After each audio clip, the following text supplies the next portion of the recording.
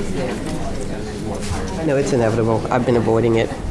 It's just my son said, Mom, you should get this. And I thought, no, it's too small. I should have a secretary who has one. Shall we start? Yeah. We'll start. It's 9 o'clock.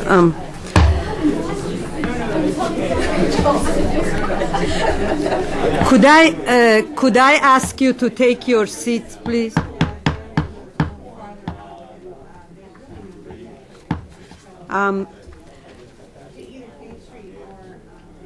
Good morning. I'm Haleh Esfandiari, the director of the Middle East program, and welcome to the Wilson Center and to today's meeting on Reformist women thinkers in the Islamic world.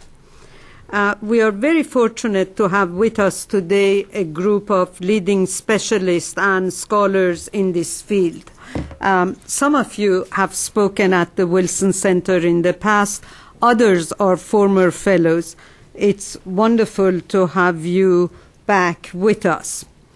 Hardly a day passes when we don't read or hear reports of instances of the violation of women's rights in the Middle East and North Africa. Yet women's rights have not been a matter of great concern to this policy-oriented town. We have sporadic interest, just like when the war with Afghanistan started, there was focus on Afghani women, and we have among us Charlie Ponticelli, who really worked very hard to focus this town on Afghani women. Then we had the Iraq war. The same thing happened with Iraqi women. And then it's all forgotten. I personally think this is a mistake. We need a continuity and consistency. The problem of women's rights and the violation of these rights needs to be addressed and discussed. And it is often overlooked that in the Islamic world, it is women who are at the forefront of rethinking and reformulating traditional Islamic views regarding women. What these women think, say, and write matters. Their idea can reshape in profound ways the status and the rights of women in the Islamic world. It's very seldom that we get under one roof so many high-powered women with such a wealth of experience, both in the academia and as practitioners. This conference is the result of long hours of discussion over several months with my friend and colleague Margot Badran, who is currently a visiting fellow at the Wilson Center, and also with Robin Wright, a fellow at the center who helped shape the meeting. I thank them both. My special thanks goes to my colleague Mona Youssef, she's not in the room, who worked tirelessly to make this meeting possible, and to our intern Nasima Barrows. We are a very small program, but we do a lot of public events, on the average 40 a year. In order to save time, we have distributed the agenda of the three panels along with the CVs of the participants. Before giving the chair to Robin Wright, I wanted to discuss with you a matter which is very close to my heart. And this is to remind you that as we speak, a young American Iranian journalist, Roxana Saberi, is in Evin prison, where in 2007 I spent 105 days in solitary confinement. I know what she's going through, and I assure you it is not pleasant. She has been sentenced to 8 years in prison. She is on a hunger strike. She was taken to the infirmary and is back in prison after accepting to take water. Please go to the Free Roxana website, and if you can, sign the petition calling for her release. use all your contacts to intercede with the Iranian government to secure her freedom. All your intervention helped to release me. Just before, Robin, I give you the chair, I want to ask everybody to close their cell phones and BlackBerries because we have a live broadcast and it interferes with the live broadcast. Thank you. And Robin, you have the chair, please. Thank you very much. I'm honored to be opening the session this morning with two of the finest scholars who come at it from very different perspectives. Margot Badran is a professor at Georgetown University. Amina Wadud has done so many extraordinary things in her life that I'm not sure where to begin, whether as an academic, as an author. I was in Turkey recently and saw a group of women who just started their first book club, and they were their first book was yours, of course, and also as the first woman, I believe, to lead a co-ed Friday prayer session, and I think this is something I hope she'll reflect a little bit on today. We're going to begin with Margot, and then Amina, and then I will offer a bit of overview and commentary. So, Margot, I leave it to you. Oh, thank you very much. I was going to take my watch out.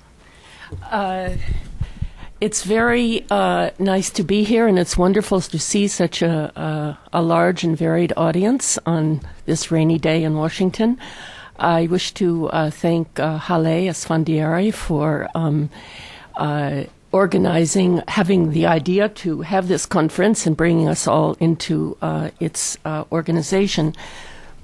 Excuse me. I will give somewhat of an overview and a little bit of a historical perspective. Being a historian, that's what I do best. And I thought perhaps, as it is the first paper, that it will give a kind of large context for what we hear subsequently. It will be rather general, and I hope in the discussion that we can tease out particular points that are of concern and interest to you and about which you would like to hear more. Excuse me. In February, I titled my talk Reformist Women and the Pursuit of Equality in the Islamic World. In February 2009, Reformist women launched the Musawa movement, a global campaign to achieve equality in the Muslim family, at a massive conference organized by a transnational committee of Muslim scholars and activists and hosted by Sisters in Islam in Kuala Lumpur. Equality in the family, along with equality in religious professions and in conducting a religious ritual, constitutes the last frontier in reformist women's equality struggles in the Islamic world. Now, until recently, the Islamic world was comprised of Muslim-majority societies and minority communities in Asia and Africa.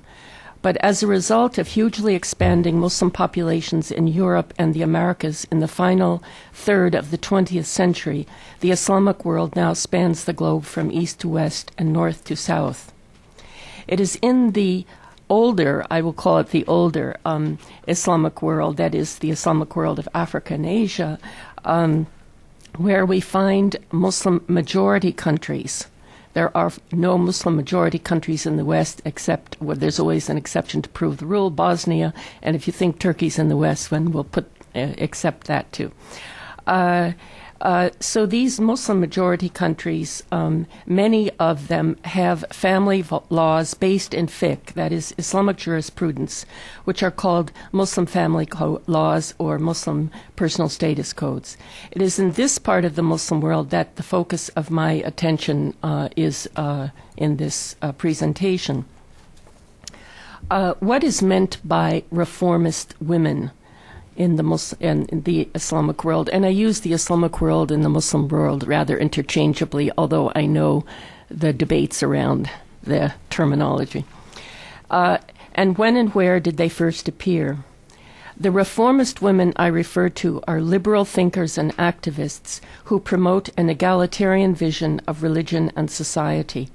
Reformist women first appeared in diverse locations in Africa and Asia in the late 19th and especially early 20th centuries, and continued to emerge on the scene during the course of the 20th century. From the start, reformist women included Muslims and those of other religious affiliations who joined forces in their quest for gender equality. And this is a point that I would like to stress, the joint activism of Muslims and non-Muslims. These reformist women called themselves feminists. That is in the early part of the 20th century, and there's quite a literature on this of women in different countries in what sometimes is called the East.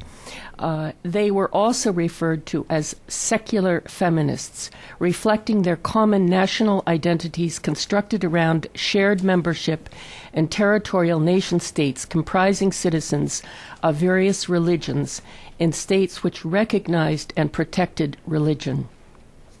Secular feminists used Islamic argumentation in their cluster of discourses. I make these comments because there is so much misperception about all this that I would like to clarify.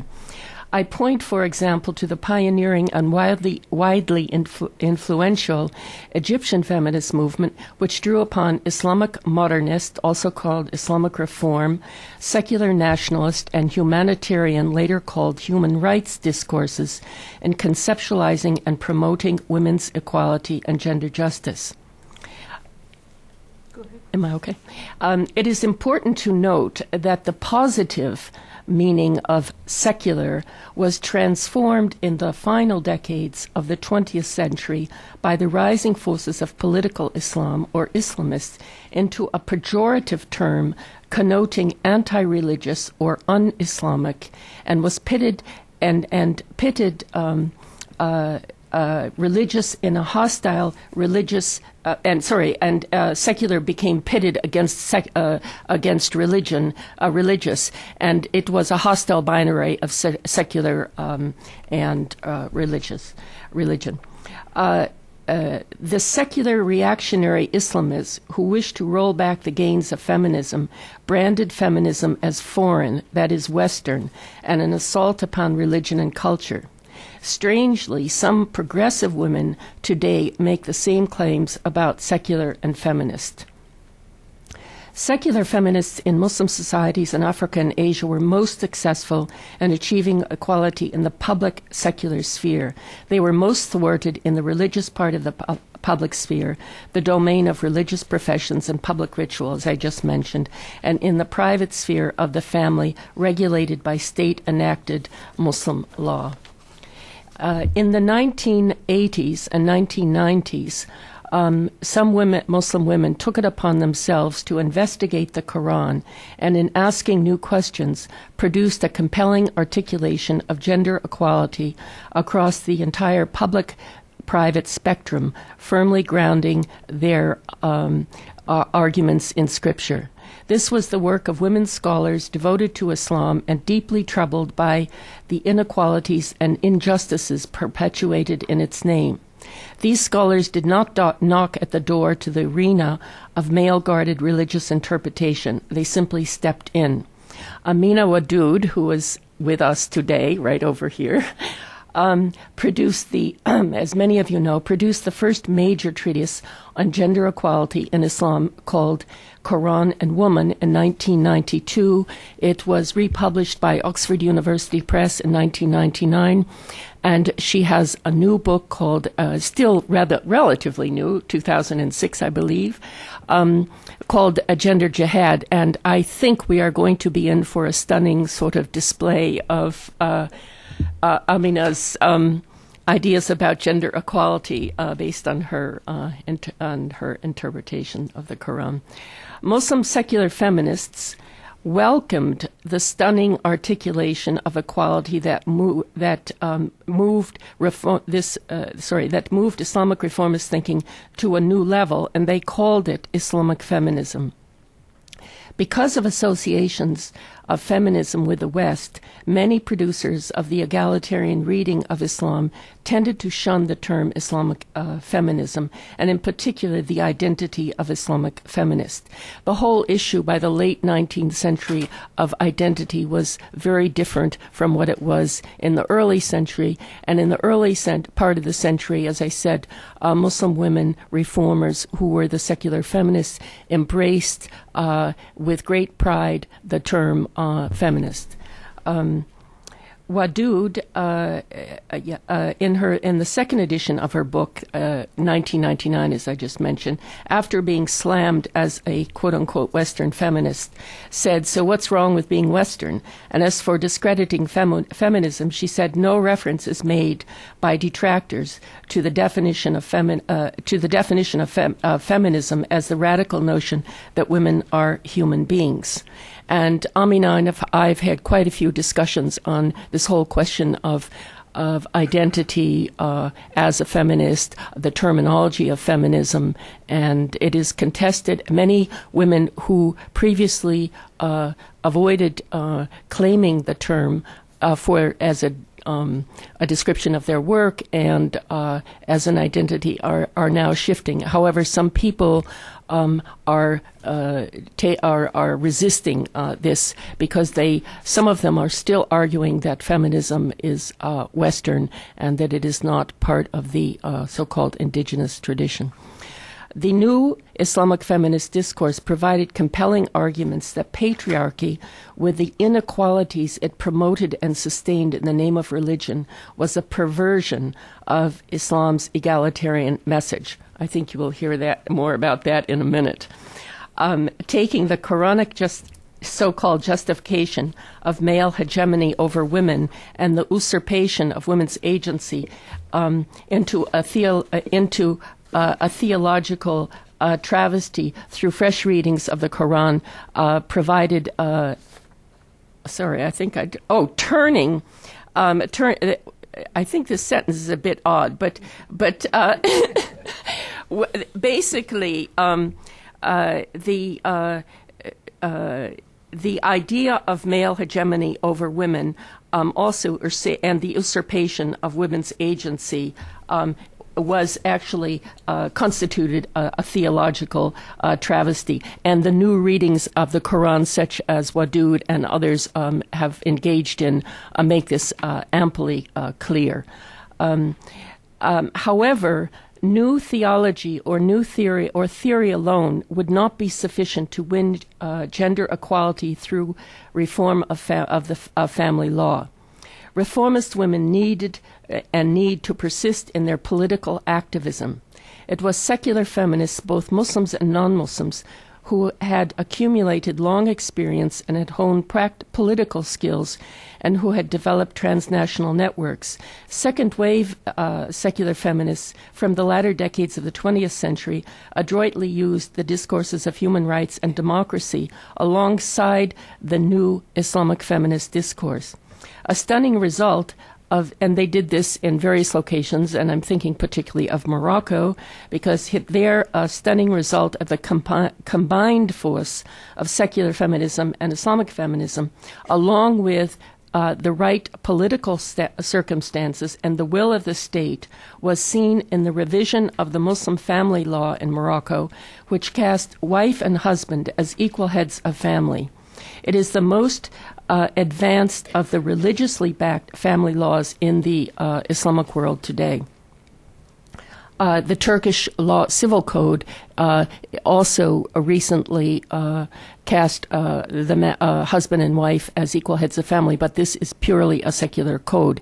Although, when I actually interviewed various ulama in Turkey about it, they said that it was fully in keeping with the spirit of Islam, but it is not fiqh-backed as such. While the revised Moroccan Muslim family code marks a major step forward, there are a number of matters that require attention. The Musawa movement, the Musawa, as many of you know here, of course, means equality, speaks of equality and justice in the Muslim family. But exactly what constitutes the Muslim family? Integral to the argumentation for replacing patriarchal family law with an egalitarian family law based in fiqh is asking the law to be responsive to changing social conditions and or mu'amalat, to use a fiqh term. Today, marriages between Muslims and non-Muslims are on the increase. It is a new social reality. It is happening in parts in the older communities in Africa and Asia, and it is especially happening in the communities of the West, intermarriage. If a family is composed of a Muslim spouse and a non-Muslim spouse, then how can you call this a Muslim family? I mean, what should we be calling a family that has mixed a Muslim and a non-Muslim in it? I think it's problematic to call it a Muslim family and to privilege one religious identity over another. And another point that we need to think about is, although a Muslim man may marry a non-Muslim woman under prevailing Muslim family laws in these Muslim majority societies, a Muslim woman is not allowed to marry a non-Muslim man. One justification often given for this is that the husband will have some kind of sway over the wife in a patriarchal family model. However, with the egalitarian model of the family, where the male and female spouse are joint heads, this argument would not hold.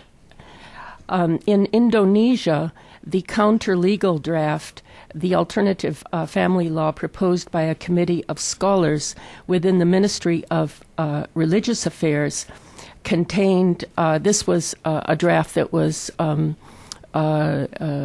proposed 2 or 3 years ago, and Gaddis Ariva will be speaking more about this, contained a stipulation, a provision stipulating that a Muslim woman could marry a non-Muslim.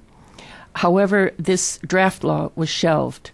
A central architect of the paper is a powerful Islamic reformer called Mustamulia, and Gaddis will be talking about her.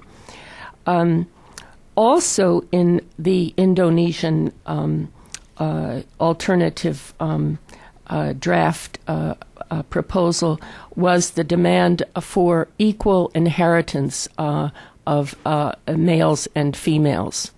And that, of course, went down the tubes with the whole draft itself. Inheritance is often regulated.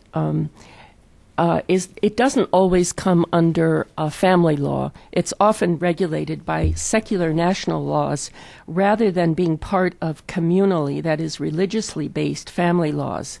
But this does not necessarily imply a gender equality. In Egypt, for example, the law of inheritance is not part of the family, or what they're called a personal status code. Where am I? But it is a separate secular law which applies to all citizens, Muslims and Christians alike. So it is a national secular law. However, this law, binding upon all citizens, draws from the common understanding of Islamic jurisprudence, whereby males inherit half that which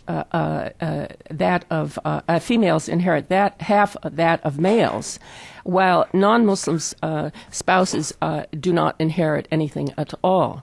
So it's very interesting that a law inspired by Islamic jurisprudence is also applying to non-Muslims, and and as worrying that it is very unjust.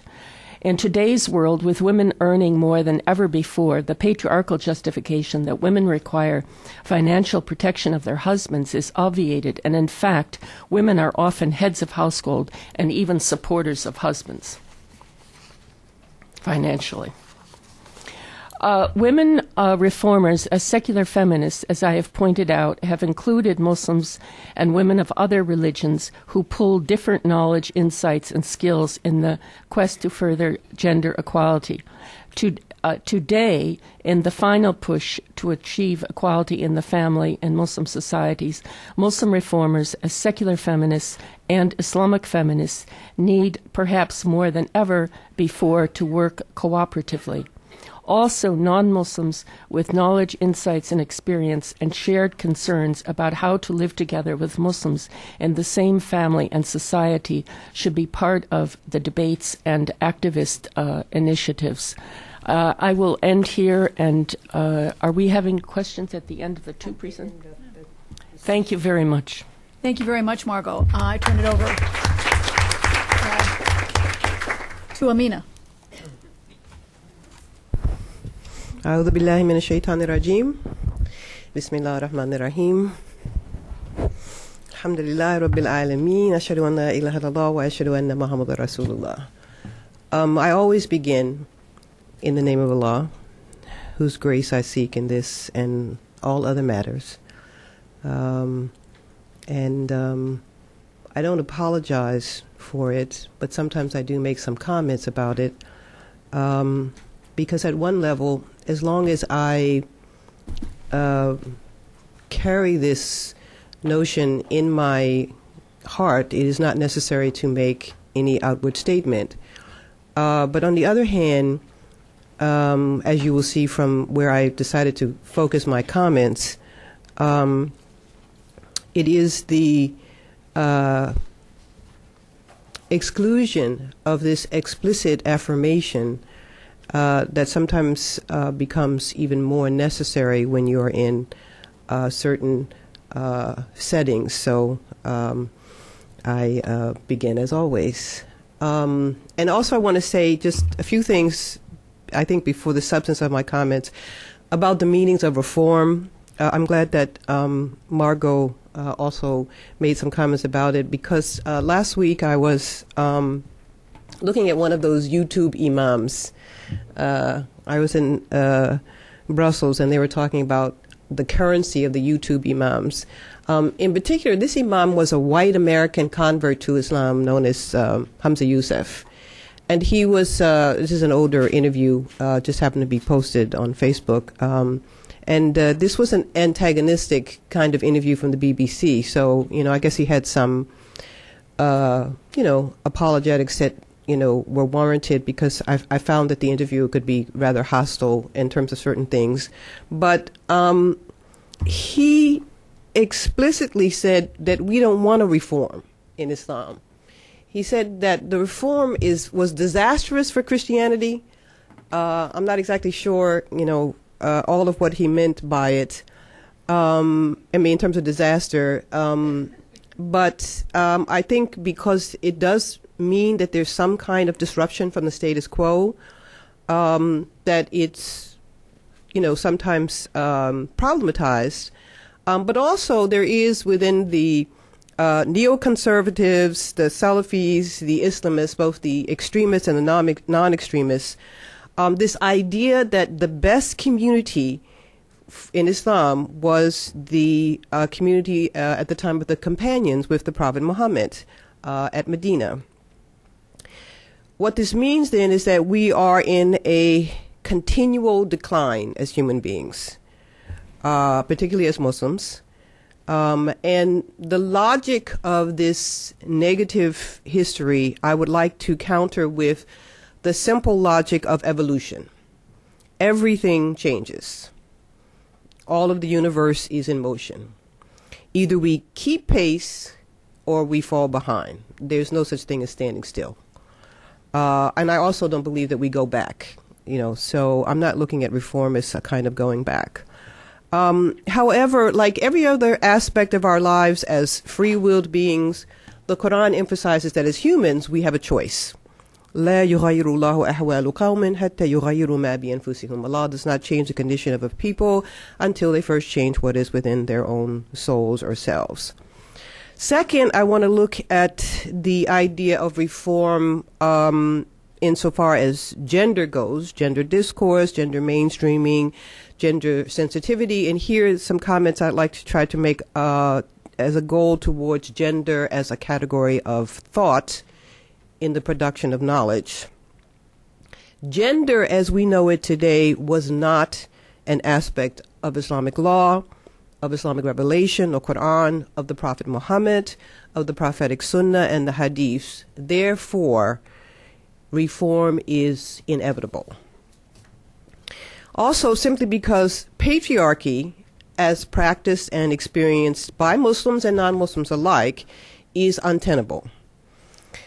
In this respect, I see reform as both natural and intentional, which brings me to the third consideration of reform in Islam, which I have used in my critique of the tenaciousness of just that same patriarchy and what some have called progressive Islam, where reform is just about anything anyone deems it to be, including, explaining this. There's a title of a translation of the Quran called, Reformist translation.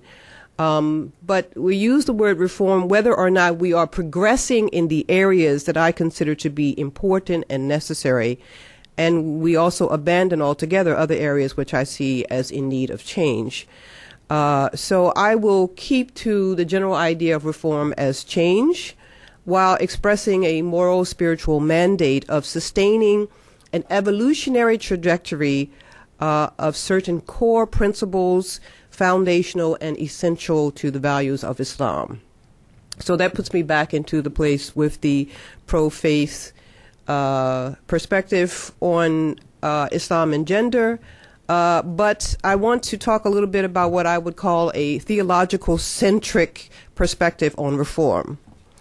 That is, as a believer in those values in Islam and in Islam itself, and as a woman, I have grappled with the ideas proposed that we must choose between Islam and human rights. And here human rights is going to be defined or understood within the context of the international documents, the UN Declaration of Human Rights, and CEDAW, the Committee to Eliminate All Forms of Discrimination Against Women. The methodology that I have used focuses on ideas about God or Allah. Much to my disappointment, very little of what is self-proclaimed as reformist, feminist, progressive, and even just liberal Islam has much to say about God or Allah. Instead, somehow the most important thing about Islam, the sacred, has been reduced to the petty politics of piety, which is personalized to a pitiful point or even viewed with quasi-academic caution. So I will intentionally re-enter, remember, and yet reform ideas about Allah as related to gender in Islam. Sachiko Murata describes the Greek philosophical and Hellenistic theory of God's emanation as adopted by Muslim philosophers and Sufis alike in her book, The Tao of Islam.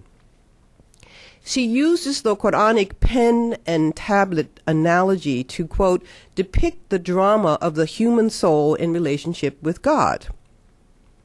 And this is an extension of her premises that one of the ways that she was able to teach about gender in Islam was to sort of go through the back door using the Chinese philosophy of the I Ching to demonstrate a concern for harmony or balance between two principles of existence. She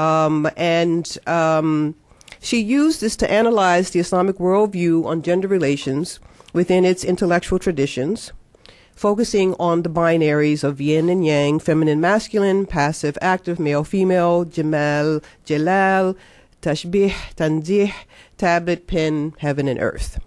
She quotes Rumi. In the view of the intellect, heaven is the man and earth is the woman. Whatever the one throws down, the other nurtures. Both the pen and the tablet have passivity or receptivity and activity, but not with respect to each other. The emanation theory is linear along a vertical line of hierarchy from God to the passivity of the pen, which acts upon the tablet, with passivity to the pen's activity, and removes from God's direct action, and also that there is no reciprocal activity and relationship with the pen. Here, the pen is an intermediary between God and the tablet. God acts upon the pen directly, but only through the pen is the tablet acted upon. This vertical tendency was one of my most vexing underlying paradigms, which I continue to encounter in the Arabo-Islamic literature. Now it is clear why, and it is more clear how to re-script it through a new look at theology, which I will get to in a minute. So for me, reform of gender relations in their social, cultural context, and hence in the law, in fiqh, requires first reform in the ways of conceptual theology, or the ways we think about God or Allah. Muslim progressives are fond of saying we need reform in mu'amalat, in social relations, but that there is no reform in ibadat, in the formal rituals. I guess when Allah or God is a static, fixed notion within its masculinized glory, this can be so.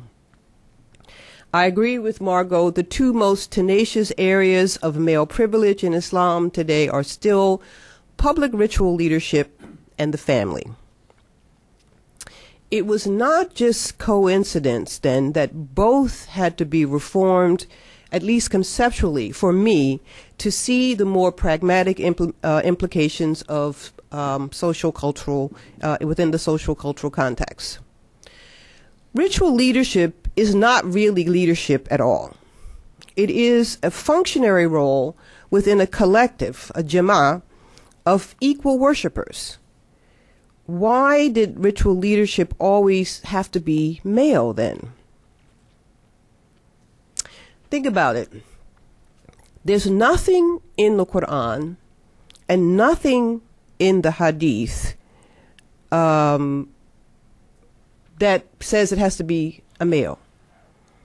And therefore, this led to some contradictions, or better articulated as ikhtilaf, some differences of opinion in the fiqh, which relies upon an important strategy with regard to, I think it's an important strategy with regard to gender reform and the law, which is how the force of acculturation and acclimatization works on establishing explicit rulings, even with no textual source to define it.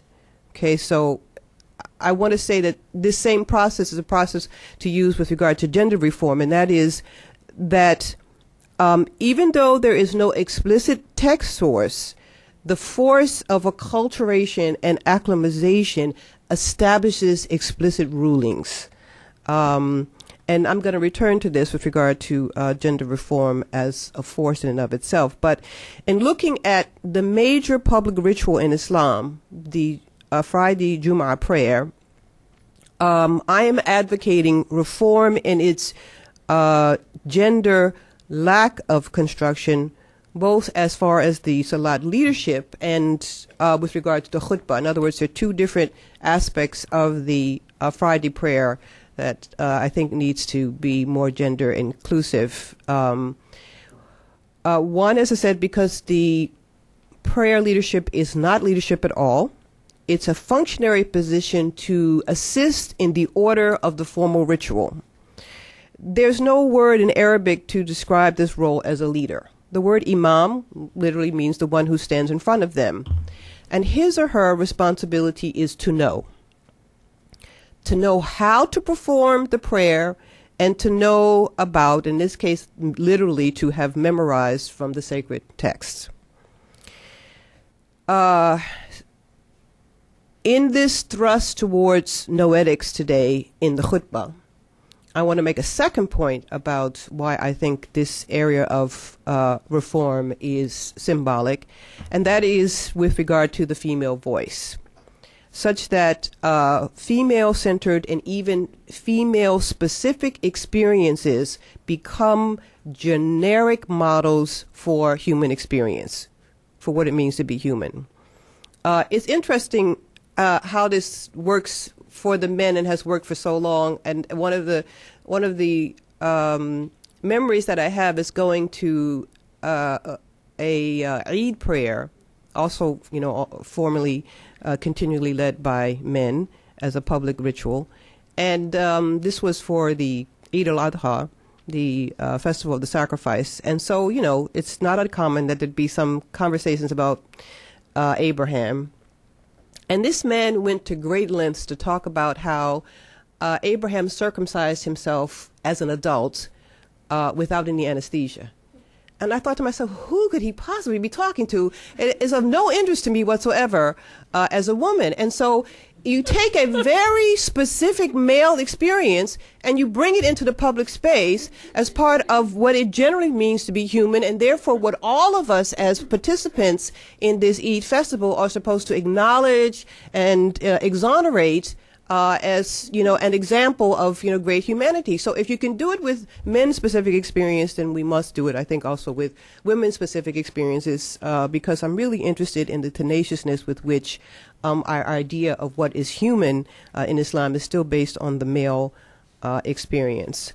So part of my interest in linguistics is the ways in which the masculine, that is his story, is presumed to be gender inclusive, and how this narrative affects concepts of justice, ethics, and, as I said, what it means to be a human being, such that even the most liberated woman accepts the basic humanity of men while limiting themselves and their definitions of our own equal humanity in this process.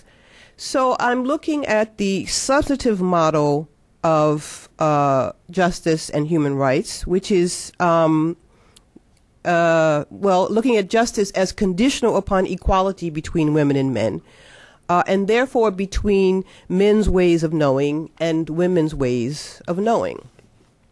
So with regard to the family, which I'm going to give less attention to, the launching of the Musawa movement, which is based on a reform of gender relations in the family, where kiwama of family, which is seen as hierarchical, is replaced with musawa or mu'awwada, reciprocity, and whatever the implications are. And the patriarchal family is the first place where gender identity is formed, and it is the foundation not only of identity, but also for defining and determining interrelations and interconnectivities in gender roles. And so while work is being done by many collectives to focus on family law reform, irrespective of its theological implications, I repeat, it is not possible to have that reform without reforming the ways that we think about Allah, and that the theoretical basis for the family law reform would not have been coherent, at least for me, were it not for rethinking, this idea about God. And so I'm going to just show you this little PowerPoint about the Tawhidic paradigm, which was central to the framework of the Musawa movement. So looking at Tawhid as a support for gender equality. St. Augustine said, imagine, and I want you to actually do this, imagine that God is a circle, the center of which is everywhere, and the circumference of which is nowhere. And since we live in a three-dimensional reality, then try to put this not just on a flat plane, put it in three-dimensional terms. The yin and yang from my inspiration working with Sachiko Murata's book, an active principle of an interrelationship between these two principles, coincidentally also in a circle. And in Islam, we have this idea about Tawheed. Tawheed has three elements. Not only is Allah one, La ilaha illallah, there is no God but Allah. Kul hu Allahu ahad, say that God is one. But also Allah is unique. Laysa kamithlihi shay. Allah is not like anything. And all things, min kulli shayin khalaqna zawjayn, are created in pairs. So the idea of masculine and feminine is a aspect of being created and not of the creator. And from the perspective of gender relations, that Allah unites. So we have the tashbih. I always show this tashbih, which is the way that the Sufis think about things as a relationship always to the core, and the tanzih, which is the way the fuqaha and the legal jurists think about God always as unique, and that tawheed represents a relationship between the two, and of course in its three dimension. So with regard to gender relations, patriarchy, and even Sachiko Murada's principle of looking at these relationships is based on the idea that Allah is at the top, male is next, and female is next, and there's only one direction. So it's a linear hierarchy, and I always found this problematic because there was no relationship between the female and Allah, but we have a religion that's emphatic that there's no intercession between any believer and Allah, or any person and Allah. So I came up with this idea of the Tawhidic paradigm because each, the male and the female, have a direct, unmitigated relationship with Allah, but because also it then requires and can support and sustain only one kind of relationship between them, and that is a relationship of horizontal reciprocity, where, there is equality and reciprocity, and that this flows from God, that this is a reflection of a certain kind of relationship with Allah. And so if you have this relationship with Allah, then you can only have equality between male and female, and then in human rights terms, between all pairs and all opposites. So I just have some random categories here to recognize relationship between self and other. Self and other can only be seen as equal, and it doesn't matter if you agree or disagree with a person, they still are equal before Allah within the Tawhidic rubric, and therefore becomes the foundation for looking at human rights from an Islamic perspective. Okay, so in its legal implications, the way to move the fiqh from ijtihad qiyasi, an ijtihad based on analogy and on precedent only, towards an ijtihad muqasidi, an ijtihad of intent based on a certain trajectory, I believe, in the Quran, and focusing on muqasid in Sharia as being unconditionally agreed upon as justice. The problem, of course, is that justice heretofore was defined as equity in gender relations, not equality. My idea about equity or complementarity is the difference between a man wearing an Armani suit with handkerchief and necklace that complements it, but it's not equal. I mean, the man is not dressed without the suit. So I don't like this complementarity equity notion, because many things can complement without having equality. Here, the Reformed idea about justice has depended upon the Reformed idea about gender, with female experiences becoming illa, or evidentiary elements affecting our understanding of justice. So we use female experience that says, if the experience does not demonstrate that there has been a moral, spiritual well-being as a result of the experience, then the experience itself becomes necessary as an advocacy against the policies that have been established in its name. So that's the basis of looking at the family. With regard to looking at knowledge, one of my 5 favorite books, and it still hasn't changed, although this book is about 20 years old. I just don't seem to be getting new favorite books. One of my 5 favorite books is the book called Women's Ways of Knowing. And in it, they outline 4 ways of knowing, and I want to go over it briefly and look at it a little bit from the Islamic perspective by way of conclusion here. and that is received knowledge, subjective knowledge, procedural knowledge, and lastly, constructive knowledge. So briefly, received knowledge, which is really good from the perspective of faith people and people who have a revelatory text. Everything is black and white, authority is absolute, and you have only one response with regard to that, which is obedience.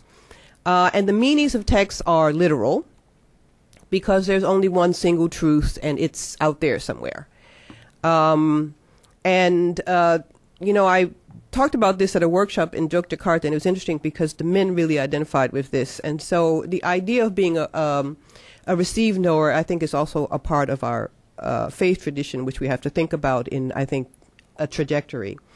The subjective knowledge presents some gray areas, and it's based on an internal authority where one's own experiences become authoritative. And a lot of women have gone through this. A lot of Muslim women have gone through this leading into and projecting through their activism because they have an experience about something that is just not ringing true with whatever somebody has said out there. And while this is more active, it is often it often allows for very few tools for persuading others. You know, this is my experience, and that's that. So I want to talk about how that experience becomes more active. And that's through the next two, which include procedural knowledge, which acknowledges that knowledge is a result of some type of procedure. And it's complex, such that some truth is better than other truth because truth is also something that can be shared, and that meanings of things, including text, are subject to more than one interpretation because ideas need to be measured along some standard. And here then the emphasis is focused on the method that is used in order to be able to come to the understanding. And this is a very practical step for solving very pragmatic problems, and I think it's a place where Musawa is. But I hold that it relies upon constructive knowledge, which integrates procedure and process and experience. And in short, it means that our consciousness is part of the world, part of truth. We create the world as we think about it. Ordinary human beings construct knowledge because all knowledge is constructed. Here, a balance is made between reason, intuition, and experience.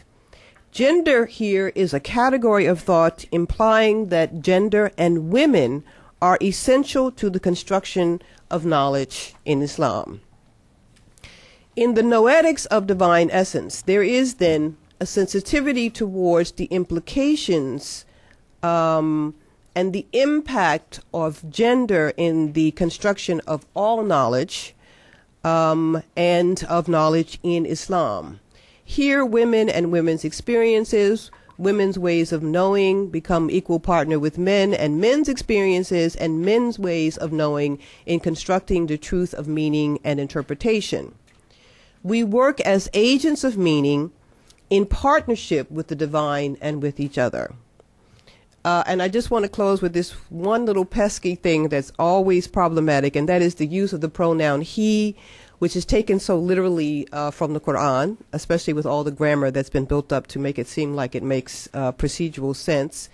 The tendency to be able to take that literally, that pronoun literally, is really vexing if you think about it, because the Quran also uses the first person plural, we, with regard to Allah, and nobody ever takes that literally. So from my perspective, what better way to liberate women than to liberate Allah from his, her, or its patriarchal limitations? Thanks.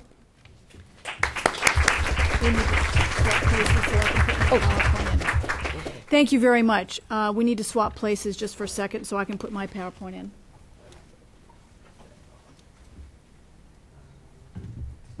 Should I take this out? Yes, take it out. Sorry, just give me a minute.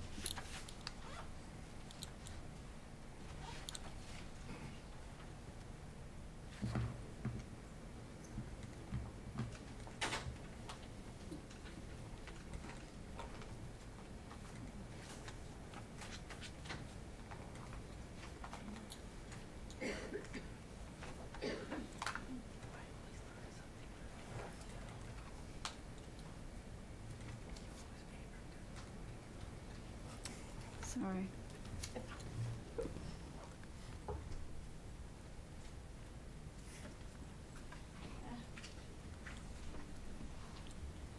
Mona, can you help me? View. Slideshow. Great. Great.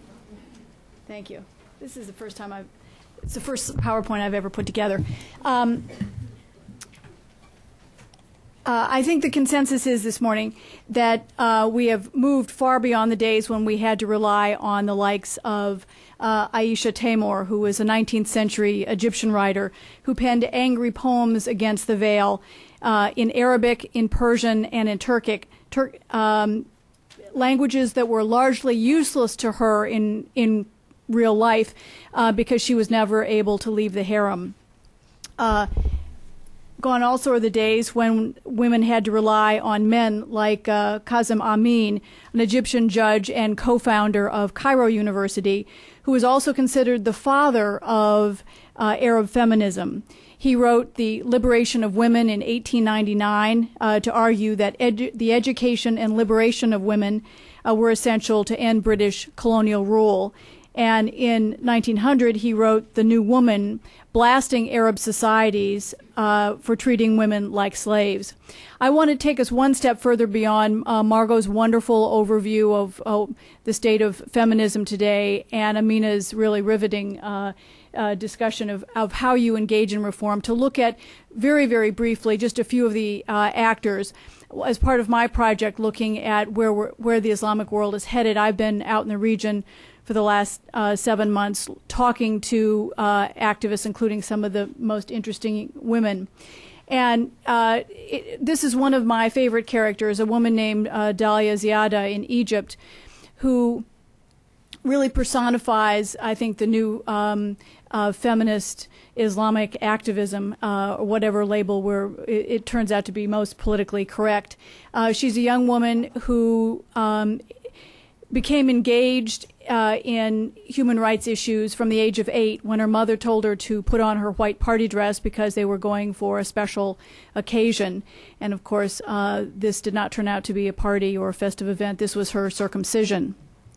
And from that moment on, she became, her life was shaped by this trauma, and she became very active, first within her family, arguing against female genital mutilation for her sister and her cousins.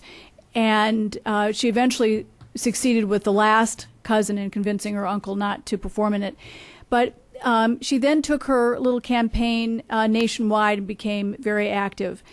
And she turned this into a human rights campaign down the road. In trying to figure out what means would be effective, she heard about Martin Luther King, and she found a comic book about his experiences in Montgomery, Alabama, and translated this into Arabic and has distributed it now from Morocco to Yemen. She also last November organized the first human rights festival, film festival in Egypt. And she had enormous obstacles facing her, including the government's decision not to first allow her censorship clearance to show these films. And she then found out who the head of the censorship board was, went to his office, waited for him at the elevator, and when he showed up, she got in the elevator with him and argued all the way up upstairs, the benefits of showing these films, and he eventually gave her clearance. Then, of course, the theater where she was active, or where she was going to show her films, suddenly lost its permit to show the films, and so she ended up hiring a Nile River boat used for tourists and mobilizing everyone and getting them on. And as soon as the boat took off from the shore, she showed the first human rights film. She's today only 26 years old and is, I think, one of the most interesting young activists. It's very interesting to me how these women get engaged, and this is where someone like Wahija al-Huwaider is an interesting woman. She's a Saudi, and she became involved in the year 2000 because she had written so many comments on news websites in response to articles and editorials that Al-Watan and others went through to her and asked her to start writing her own pieces. And she did. And she developed her own voice, and it was quite an outspoken voice on issues of human rights. And in 2003, the government of Saudi Arabia banned her from writing. Well, she decided that she wasn't going to take this, so she decided to find other means of expressing herself. And she wrote big signs, and she then went to the causeway between Saudi Arabia and Bahrain, and she'd walk across the causeway with these big signs on about human rights. But she was very clever. She figured out a way to have herself filmed, and of course these ended up on YouTube.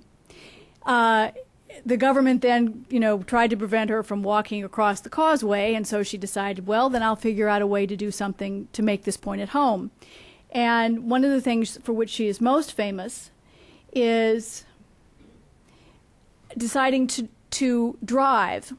And she went out into the desert where it's permissible to drive, and on International Women's Day, she had herself filmed driving a car and making the point about women's rights. And I thought I'd show it to you because it also ended up on YouTube, many variations on it. And I'll just show you part of it to make her point. This was translated by someone whose English, as she notes, is not perfect.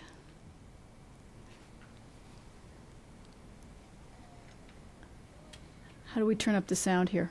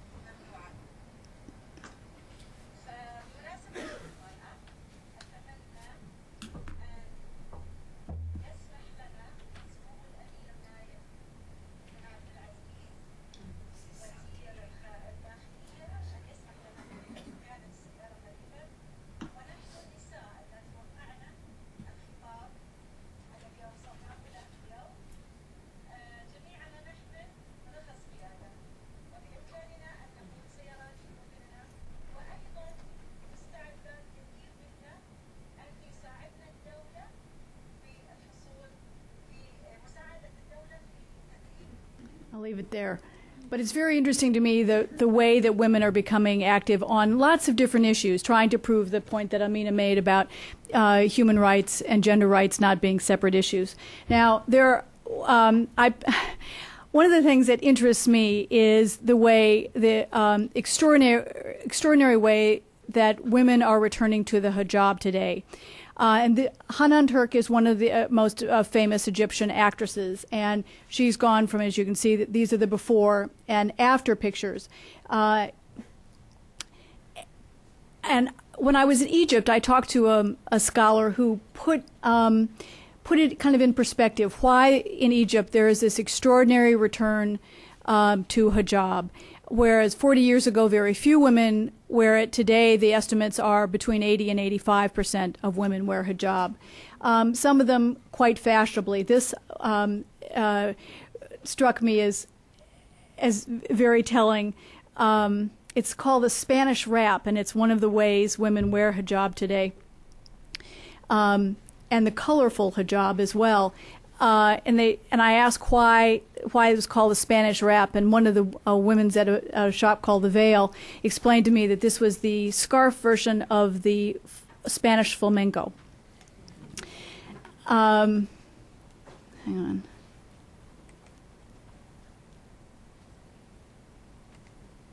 Now, we all know Fatima Mernissi. These I wanted to put up as underscoring some of the things that Amina had said about the rights that are outlined in the Quran on three of the key, most important issues.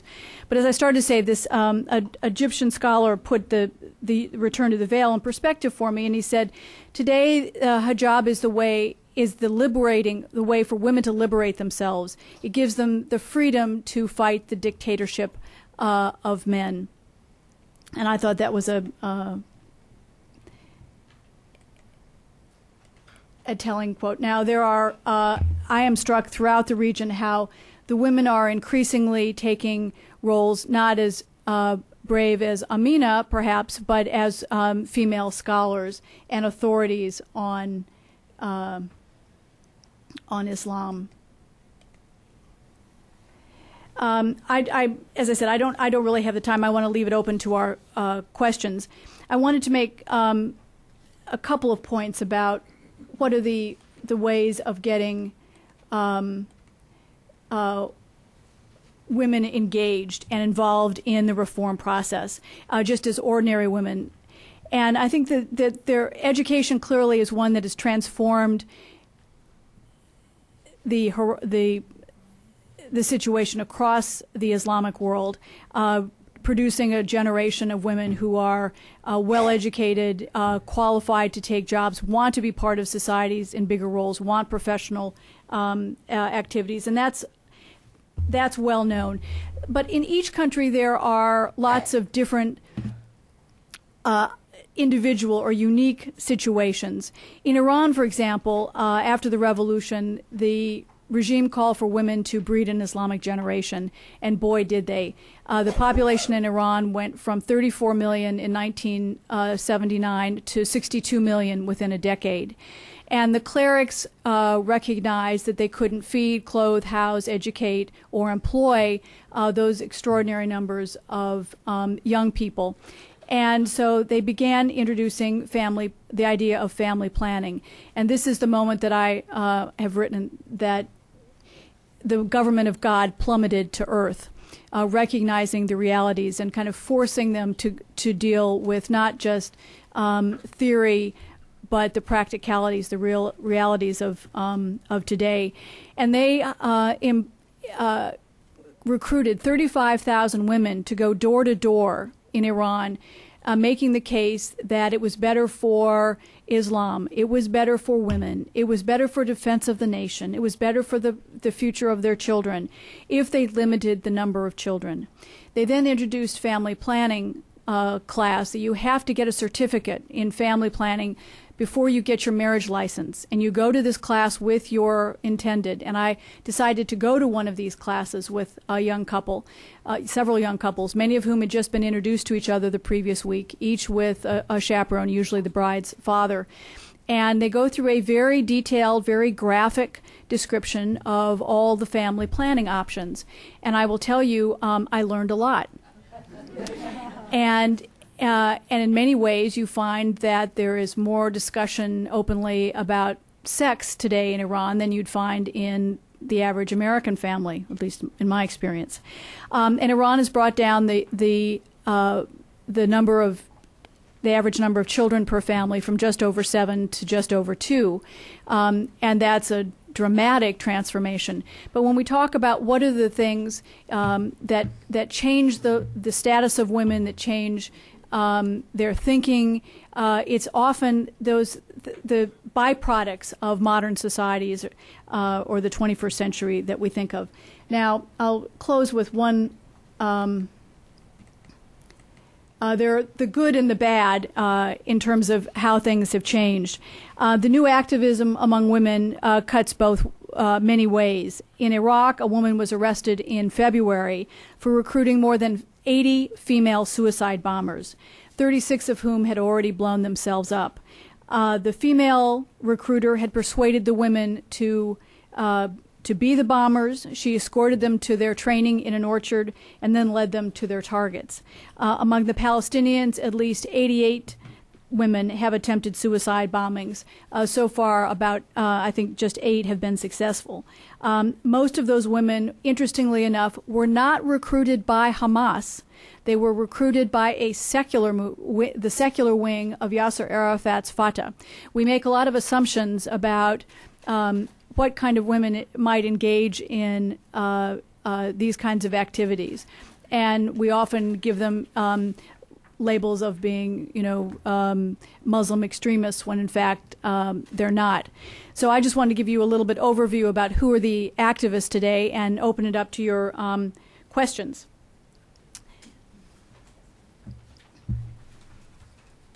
Who wants to go first? Yes, right here. And I think we have a mic, so don't we? Yeah, we have a mic and they should identify. Yes, please identify yourself and your organization right here.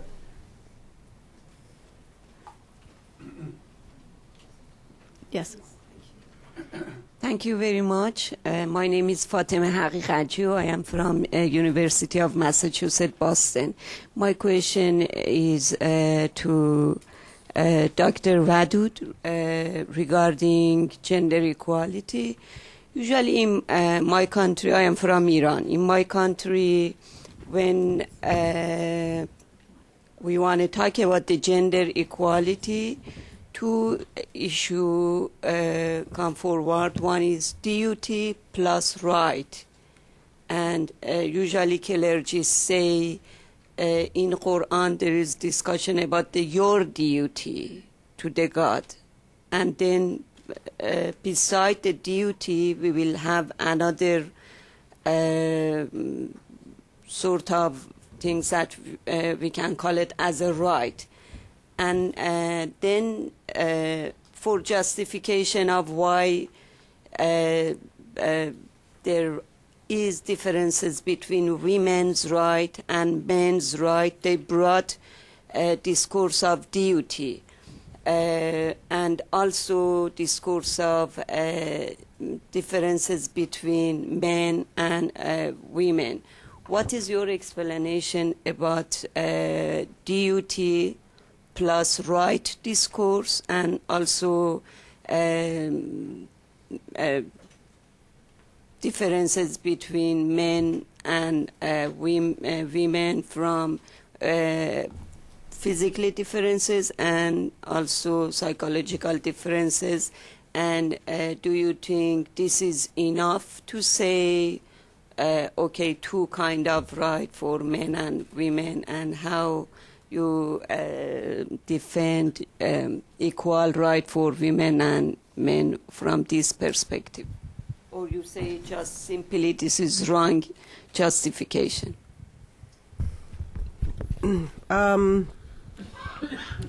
The duty/rights discourse has certain premises behind it, and how it's used in the courts is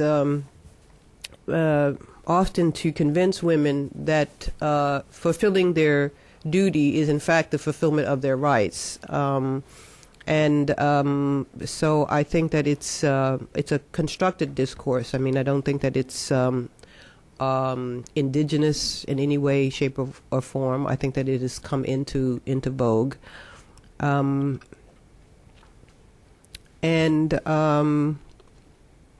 I reduce everything really to khilafah, to agency, because that is our ontological purpose. Our purpose on this earth is to be Khalifa of God.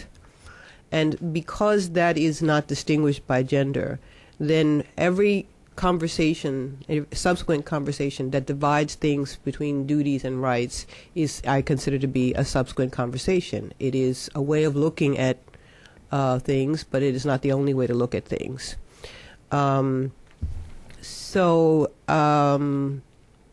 Sometimes if you look at the list of, duties, the list for women is a lot longer than the list for men. But often we are supposed to be convinced that because men have supposedly one duty, which is nafaqah or maintenance, that that is a counter to all the long lists of duties that women have, which go to everything, including, you should be made up pretty when he comes home from work in the evening, like you didn't go to work too. So I'm a little skeptical about the duties and rights thing. I do think it's constructed, and I think that it's constructed based on sort of social, cultural milieu. But with regard to differences and equality, I'm not promoting any idea of women and men being the same. I'm promoting the idea that they have equal human dignity and equal significance in the development of the community and the development of the faith and the development of humanity. And that the only difference between them is based, again, on the Quranic, inna akramakum indallahi atqakum, that the most noble of you in the sight of Allah is the one with the most God consciousness, or taqwa. But it is also interesting to note that in looking at, just that same paradigm, looking at taqwa as a paradigm of sort of moral divine consciousness, that women are acculturated to be more muttaqiyya than men in the context of Muslim family. We consider it to be a virtue of her personality for her to have this. And for men, we still want them to be in charge and privileged and, whatever. So I find, again, there's a difference of strategies in terms of how we approach the human being, and therefore we end up with different results. And I would like to try to, not rewind the tape, but to roll the tape forward and to focus on the development of certain qualities and attributes of what it means to be an ethical being, and to emphasize those in our development models with regard to, children, therefore younger women and men, and therefore hopefully an older community that focuses with respect to differences. That is, by respecting differences, still to not use differences as the basis for unequal treatment. And that's premised upon the substantive notion of equality. The substantive notion of equality is not about the same. It's about, equal humanity. And I'm not in Iran. I'm not having a conversation with the clerics there. And I don't even propose that I could have it. I work on theology and theory on purpose, not to remain abstracted from actual, social, political, and legal context, but at the same time to be able to tackle the mystification of theology that we're sometimes acculturated into as Muslims and believers, and especially as women, and then to have women who are equipped with that perspective, that is a theocentric perspective on women's human rights, to then go back to Iran and talk to the clerics in the language. So I'm not proposing that this is strategic in any way, shape, or form in the context of Iran, unless you yourself and other people from Iran actually go back and, on the basis of looking at what you call your God-giving rights to your full humanity, argue against any place where some notion of some differences means that you should be given less of your human rights. In the back here.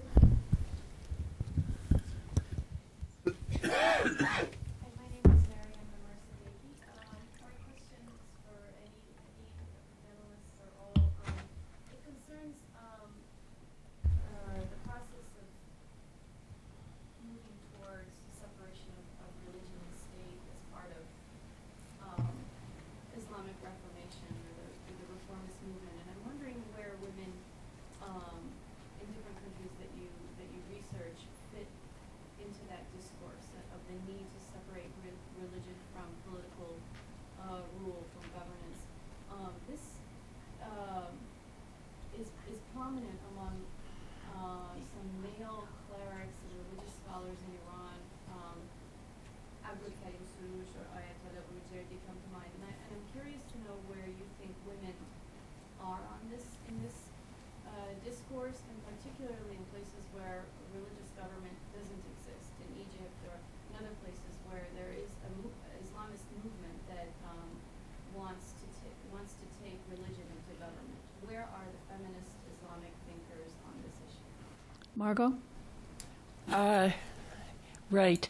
The feminist, the Islamic feminist thinkers that with whom I'm aware, or I'm aware of their work and with whom I talk and meet frequently at conferences, as we're all running around the world these days, I don't know of any person that I would recognize as an Islamic feminist or who would call herself that, who wants an Islamic government.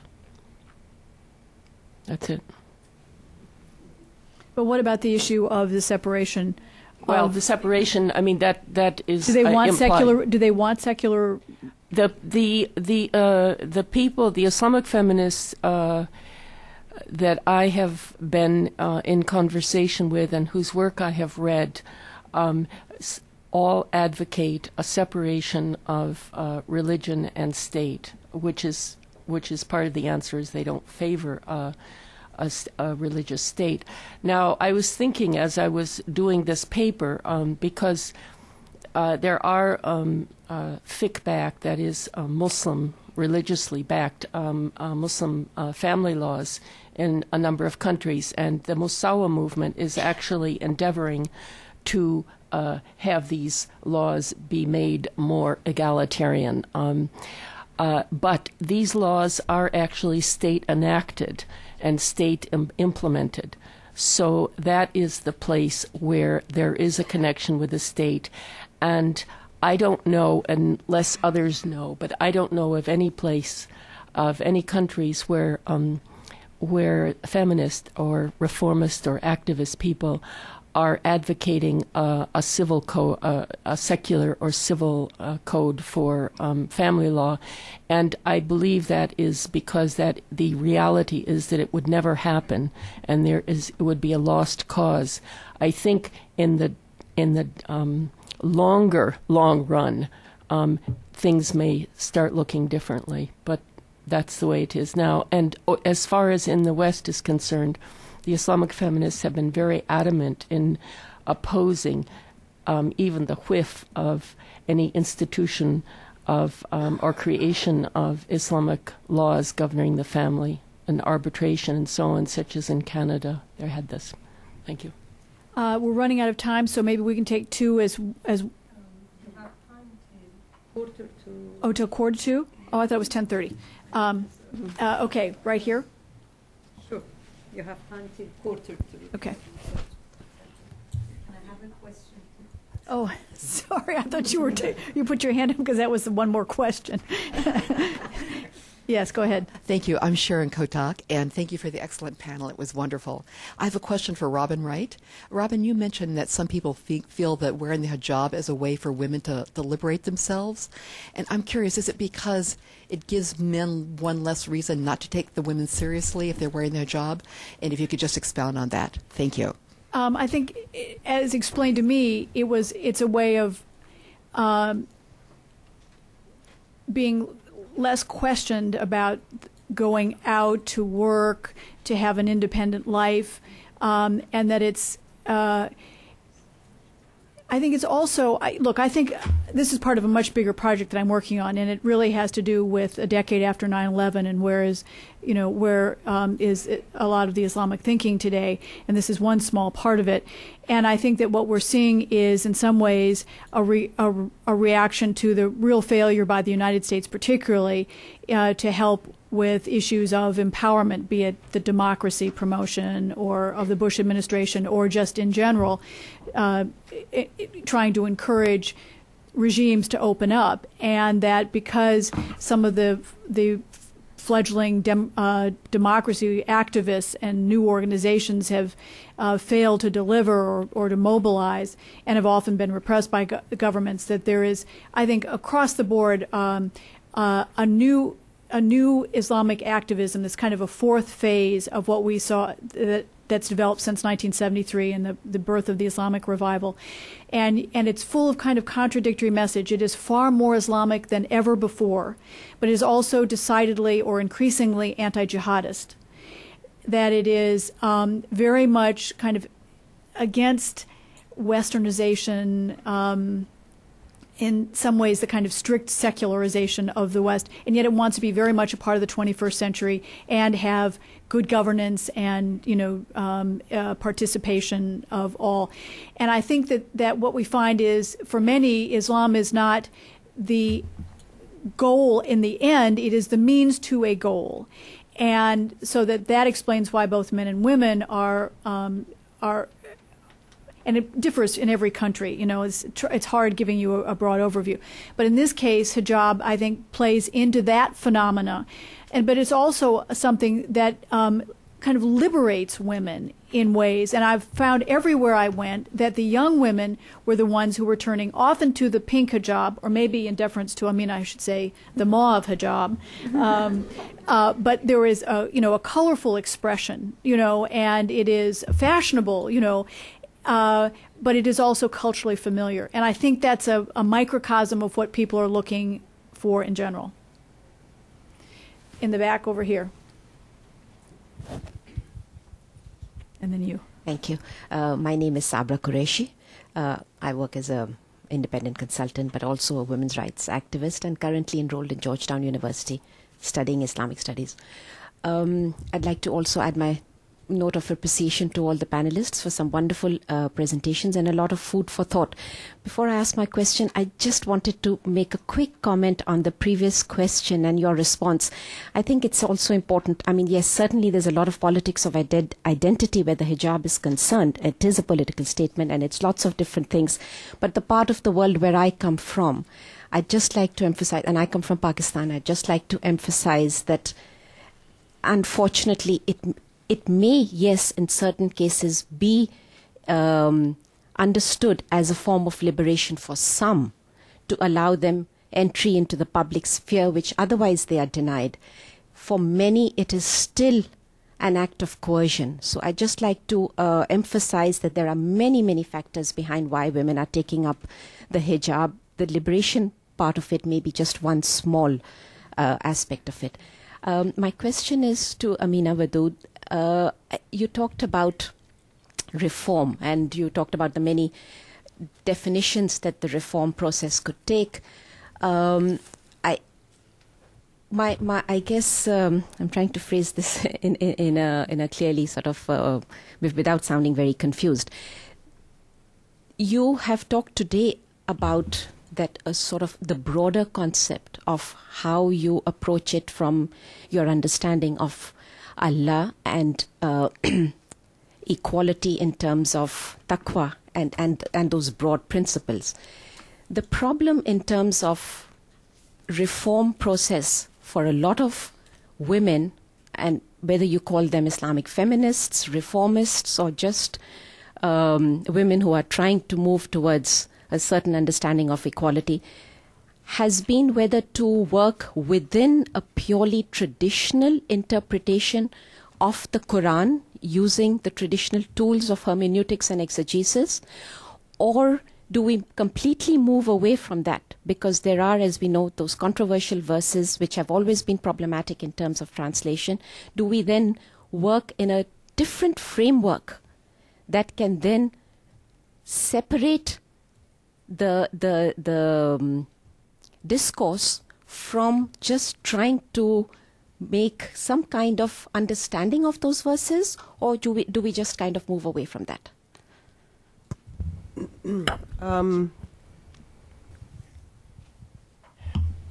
If you think about it, actually, there's nothing traditional about women using tools of hermeneutics. So I want to clarify that first. I don't know why it is that we have a consistent relationship with regard to the Quran as central to Islam, but we have no record of women's responses to the text until the 20th century. So the idea that this is, one and the same time a traditional, method, and the idea of women's engagement in using hermeneutics needs to be clarified as far as historical trajectory. Female inclusive, female explicit hermeneutics as a part of multiple strategies for women's empowerment, I would still consider to be essential, but also to be recent. So I think how you're using the word tradition and actually focusing on very patriarchal interpretations, be these neoconservative interpretations, that is, interpretations that have come out today that never existed before, but men claim, were a part of the tradition before, or whether these are, in fact, interpretations within a long, 1400-year history of textual interpretation, which were, like the text, contextualized in patriarchal realities and therefore affecting what could come out of it. So I'm questioning your question with regard to whether or not gender-inclusive hermeneutics is in fact traditional. I think it's not. I think it's part of reform methodologies. It is also not a tool that you use in the field. That is, if you're dealing with a rape case, you certainly do not spew either text or textual interpretation as a way to be able to address that. And that's why I talk about this pragmatic aspect of gender reform as being a portion of the whole agenda. It is in preparation for being able to deal with the pragmatics, but it's not the end all. And I'm clear about that, even though it is, I think, actually my own area of strength.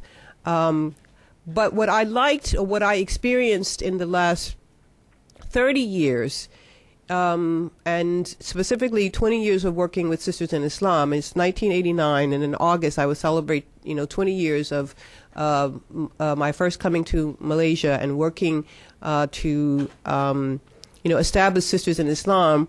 Sisters in Islam in Malaysia was not at all clear, and in many cases were very ambivalent about the pro-faith perspective to gender reform, where today they advocated as if they were consistent for 20 years on that point. It is an aspect of women's empowerment which then facilitates the actual work that women do in real cases with regard to gender injustices and practices in the world. But I consider it a partnership. I don't consider it one or the other. As far as the problematic verses, I had to choose for today's presentation whether or not I would go through there's a 4-step methodology that I talk about in my second book, Inside the Gender Jihad, which actually addresses how you address specific verses methodologically. I use only one verse to do it, but it's a methodology, and I talked about it here because women's experiences become illah, that is evidence, in order to argue in a fiqh-based way against the application of certain practices, be they assumed to be related to text or not.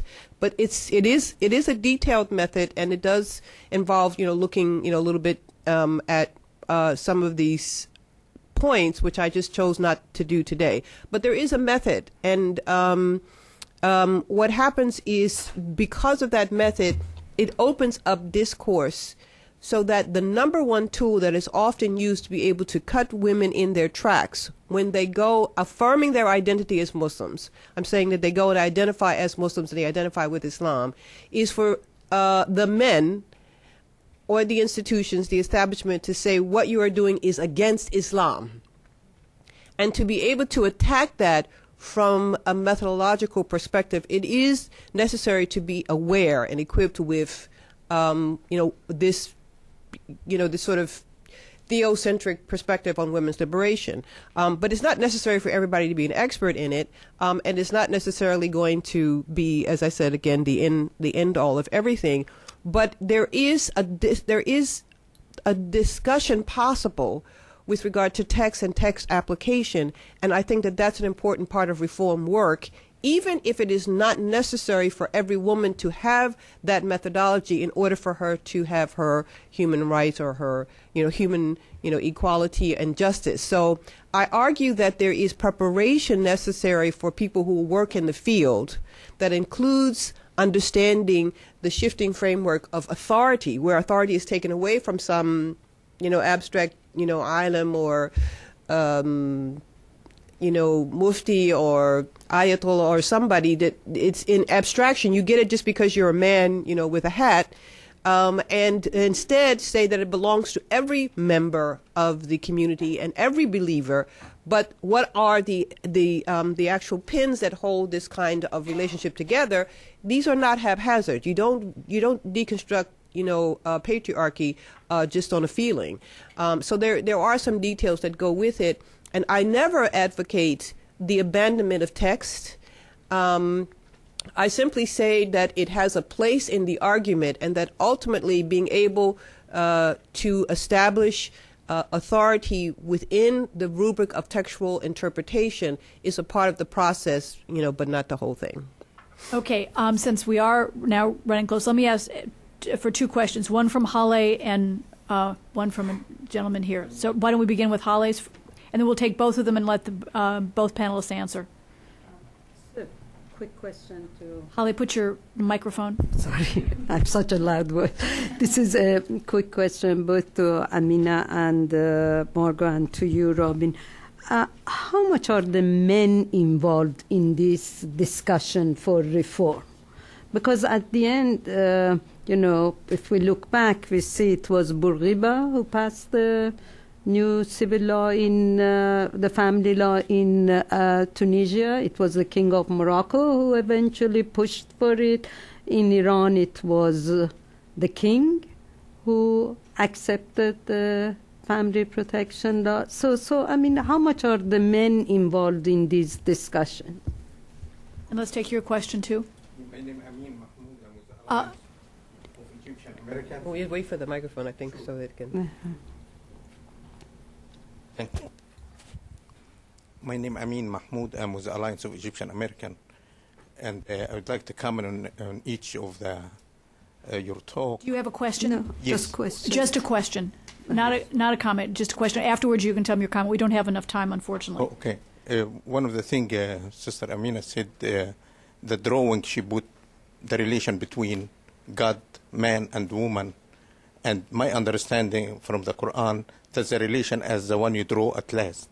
It's relation direct between God and woman and God and man. Is this your interpretation, or the one you put at the beginning, God, man, and then woman?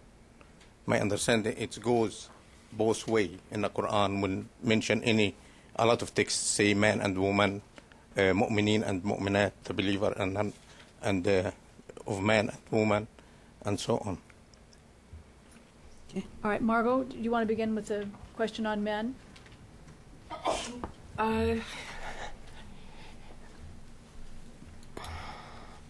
Well, as far as, let me speak from the point of view of reformist activists, which is perhaps what you were asking, rather than leaders in government. In South Africa and in Spain, men, I've been in both places several times, and men are very much in the forefront. I mean, with women, in other words, they're not leading, but men and women together are extremely active in different kinds of campaigns to achieve equality. And these are both minority societies, Muslim minority societies. And in South Africa, post-apartheid, many of the activists were working in the anti-apartheid movement, and they went forward to somehow eliminate apartheid in their own communities. And in Spain, the community that I'm most familiar with is a convert community. Conversions are really spreading in Spain, and men and women together are advocating all sorts of possible changes. And also, they have organized 3 international Islamic feminist conferences to help the cause, to be part of the cause internationally. Maybe I should leave it at that. Can I just add one thing quickly? One of the slides I had was to make the point that even today, some of the greatest feminists are males. And this is particularly true in a place like Iran, where some of those not associated with the regime outside the system, but of major stature, such as Grand Ayatollah Sana'i, have been very active on a wide array of issues, including this very sensitive issue of abortion and under what circumstances should it be allowed.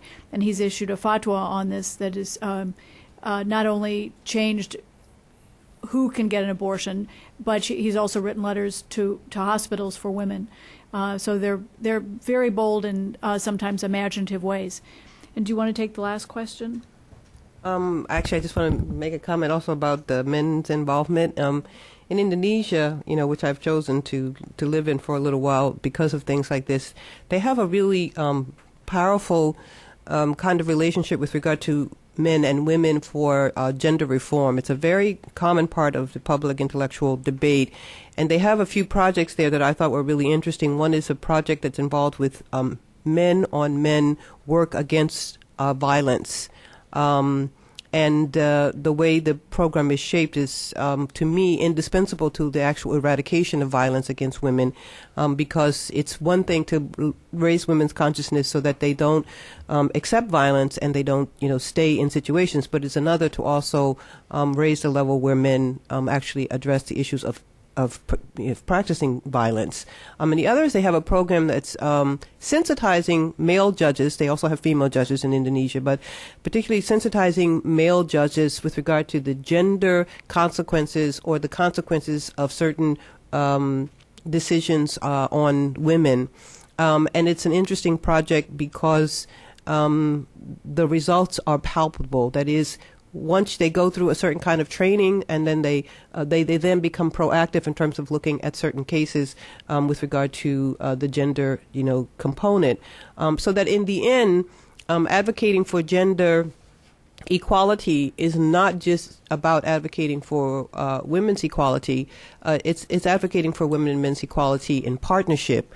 And the problem has been that women have been marginalized from the public space, and therefore to be able to allow for women's entry does not mean that you do not advocate for inclusion of men, but at the same time it means that there's an explicit emphasis on women's ways of knowing and women's experiences. So I kind of take issue with the idea that the greatest feminists anywhere in the Muslim world are going to be men. I think that they're welcome to participate, that they will never be the greatest ones.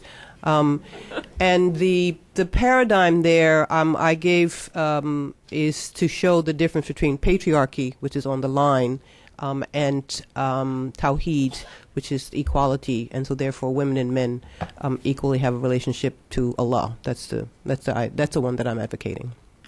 I want to thank you all for this very stimulating and thought-provoking session. We're going to take a 10-minute break. There's coffee, please. Please come back, and I ask the panelists to